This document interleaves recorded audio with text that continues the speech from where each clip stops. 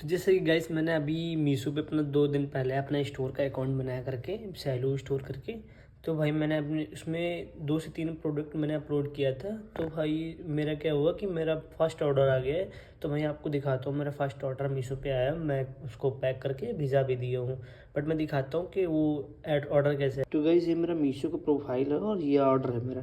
तो मैंने ऑर्डर पे देखा तो भाई ऑर्डर पेंडिंग में था, तो मैंने उसको एक्सेप्ट कर लिया और रेडी टू रिसीव कर दिया। तो ये मेरा ये कुची कुची का डायपर है, बेबी डायपर है। तो भाई मैंने इसको ऑर्डर किया है आज। तो इसका ये मैंने स्लिप डाउनलोड किया है, दिखाता हूँ मैं आपको। फाइल में है